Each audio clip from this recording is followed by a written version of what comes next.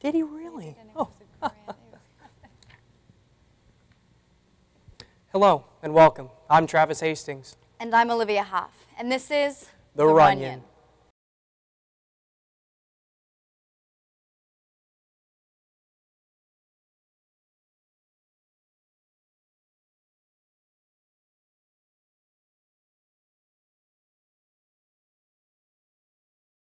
Tonight's top story questions whether it's feasible to sit on the social media platform Facebook for upwards of 127 hours on a mobile media device. According to the Guinness Book of World Records, this momentous feat has been nearly achieved by Rider University's very own Professor Scotty R. Album, who has been on a cellular device for 127.5 hours and counting. According to inside sources, Album achieved this goal accidentally, as his normal workday consists of 23 hours of Facebook browsing on his designated stool at Rider University. Album was quote-unquote advising students when he unknowingly shattered this world record. Album was so evidently preoccupied by browsing on Facebook, they did not realize he reached this awe-inspiring achievement. Album later received a notification on Facebook from friends and family who posted congratulations on his wall, along with notification showing that Album was tagged in a post by the Guinness Book of World Records for his masterpiece. Luckily, Album previously liked the page. His daughter Zoe still awaits for him at daycare. We can say Facebook's not the only book he'll be in. Not the only book indeed, Travis. And speaking of monster trucks, there is a new trend on Rider's campus where gentlemen have been going to the bathroom frequently in pairs.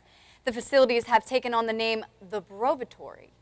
It has been common for one man to ask another to accompany him to the quote-unquote Brovatory in an attempt to continue previous discussions. Men have seemingly surpassed average bathroom usage rates that have long been established and maintained by Rider women. Administrators have attempted to accommodate the excess bodily waste disposal in several steps. Extra porta potties have been added to Rider's campus in order to prevent the men from using the Rider University lake. As we all know, the urine campus trials of '89 have prevented students from additionally filling the lake past the average urine pH levels the Lake and Rider administration strives to maintain. You may hear students asking one another, "Need to let the bro out?" or "I really got a bro." These are telltale signs that mean your campus is establishing brovatories. Well, I guess I won't let those old men follow me into the bathroom and give me a colonoscopy through that convenient hole in the wall of the stall. I want to bro out in private.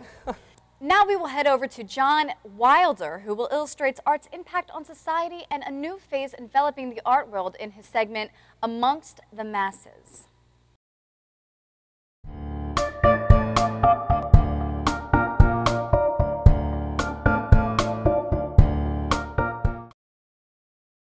Thanks guys, John Wilder standing here with you today. We're here in one of the campus's many art galleries, taking a look at the art that one of the best students at Art on Rider's campus put together today. It's a bit bizarre, but as you're going to see, it's very fine and very tasteful, so let's go take a look.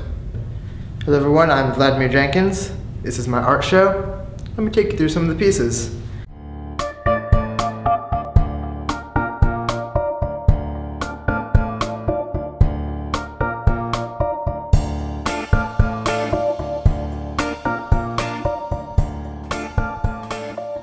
Right here, this is Raccoon Park. And where do you find the inspiration for what you put into your artwork? Like, how would you go about making something of this variety? Mainly through dreams. Like if I dream, let me tell you the dream that inspired this one. I had a dream where this lady, yes, very fat lady, yes, eating a lot of food, I tell you. At the end of my dream, she threw the food away. I woke up, trash bag. So now we're going to take a look at Skinny Man chasing a cookie. Is that correct? That is correct. Okay, if you could hold it up for our audience so we can take a look at that. Okay, so Skinny Man eating a cookie. What I see here is a skinny man and a cookie. I mean, pretty bizarre. Skinny man, cookie don't really go together. No. So let's go a little further into Skinny Man eating the cookie. Well, you see, with Skinny Man eating cookie, I wanted to actually do something reminiscent of my earlier art, and in doing so I wanted to attack the controversy that is my art, where I take things that don't go together, I put them together. But one thing is, people say that my earlier work is very racist, but I just don't see it. Okay, so Vladimir, tell us about this piece of art. I mean, I hate to say it, but it kind of looks like a penis. I'm glad you brought that up because it's actually titled Looks Like Penis, Drawn Like Penis, Not Penis.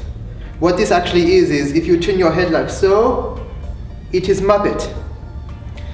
Problem is, Disney contact Vladimir say, you can't do this, because they own Muppet, but I can't control what I draw. I can't control my art. If I draw it, I'm going to present it to the world.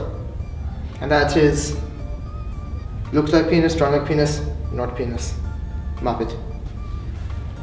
So we've heard it from the artist himself. You know, to the standard eye this can be very deceiving, but when you take a closer look you really understand the deeper meaning. I mean, just take a look at the piece of art behind me. Looks like penis, drawn like penis, not a penis.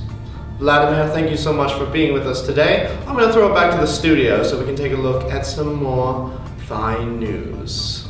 Have a great day.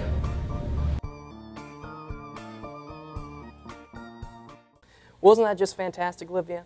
You know, I feel that because most of these paintings are abstract, it does take away but add to what the artist was trying to exemplify in his paintings by using a plethora of muted yet vibrant color schemes. Indubitably. In other news, we have cute, adorable, fluffy puppies that are killing the masses and infecting humans with an unknown disease that is being coined as Amokilluitis. Puppies or popo pooches have appreciable cuteness, extra fluffiness in their coats, and always have that confused look with their head cocked to the side. Amokilluitis shuts down the sector of the brain which controls sympathetic emotions and releases an antibody that expedites a stimulus to the brain, causing a victim to channel their dormant gangster gene and rupture a projectile in your posterior. Noticeable side effects include dropping the ing in parsable words like frontin' or playin', pants slowly sliding from the waist to mid-thigh, and if and when victims attain firearms, he or she will be holding the quote-unquote gat at a sideways angle, which is known as a kill shot. Scientists have begun to conduct experiments attempting to eradicate Amokilluitis by throwing mud at the victims, having fervent staring contests, and slapping victims in the face. No noticeable strides in a cure have been made. So if you see any of your fellow brethren playing with an extra adorable puppy and are talking slang, your friend has been infected with Amokilluitis. If you need assistance in an Amokilluitis matter, please call 1-800-DA-HELL. That's 1-800-384-4335. Well, that is a very interesting story. Now let's head over to John Wilder with our new segment, Real People, Real Lives.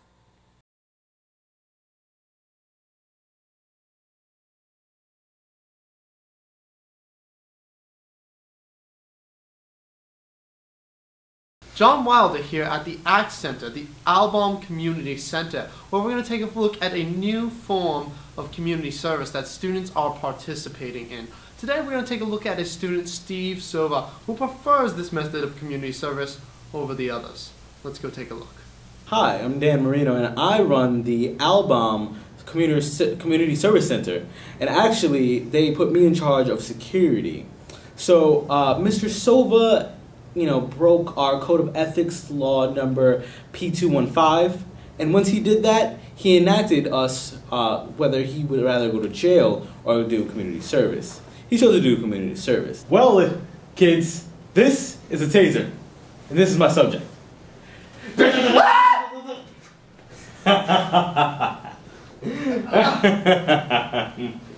Taser. I tased the shit out of him, and yes, I did it right. Indeed you did, Dan. Indeed you did. Now, tasers have been around for quite some time, used by law enforcement in order to subdue criminals on the run.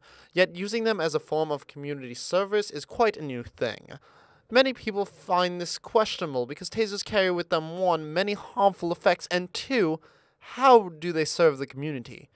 Well, the clear answer to that question is they keep thugs like this from returning to the street. And question 1, we will just have to turn and look the other way, I say.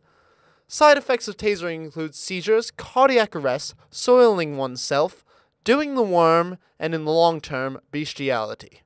Now, the center doesn't only do in the classroom tasering, they also practice the element of surprise to reenact what it would be like out in the wild. Look, all I'm going to say is, the taser can't get me because I'm just the boss.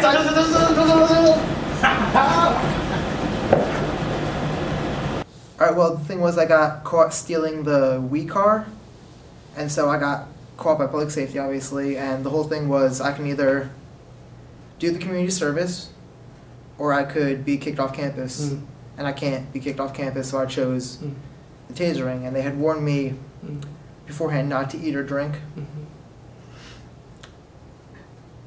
I wet my pants. I wet my pants. Turn it off.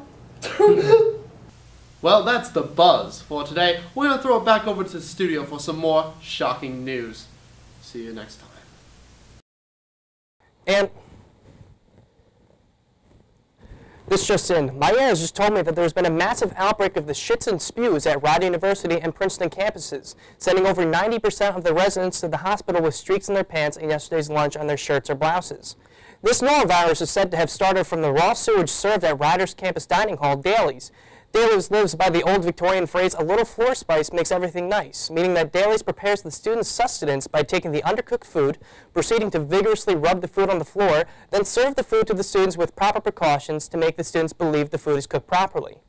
This outbreak of the trots and throw-up is forcing students to chain themselves to the defiled porcelain potties of the residence halls, with their hindquarters and facial orifices on a constant cycle of quarrel and endearment as their bodies struggle to determine what end must commence the involuntary actions Rider has caused these students to undergo. Rider is, however, making strides in aiding the students in preventing further outbreak. To ensure that none of the upperclassmen are infected, administrators have made the freshman living quarters Conover the sick ward for the students. The campus believes that this hazing of the freshmen will discourage any freshmen from getting sick for the rest of their stay at Rider University. Our sources have also caught wind that Rider administration is still holding classes during their horrific outbreak of the infection. The risky strategy should prevail in Rider's case. Our analysts here at the RUNion have deciphered the brilliant plan that Rider is instilling on student life. By having the students go to class and be in the environment of the contagion, this will in fact infect the students with the virus, thus making them poo-poo in their pants and vomit all over themselves. The plan is to infect all the students with the virus so the students do not have to live in fear any longer. Rider believes that by having the students accept this fate, it will show symbolism for the students when they graduate Rider. The shit will hit the fan then and most likely after the students get the disease. The last one soon to receive the disease was a foreign exchange student named Grabsack Turnenkoff, who is the grand prize winner and the 300th person to be infected. He won an all-expense-paid trip to the hospital for the night. You can say his runs were running a little late. We'll keep you updated on the story. Another riveting story. Well, that's all the time we have for tonight's RUNion News. Make sure you tune in tomorrow evening for our top story, Don't Eat That or You're Going to Die. I'm Olivia Hoff. And I'm Travis Hastings. Nighty-night and stupendous serendipity.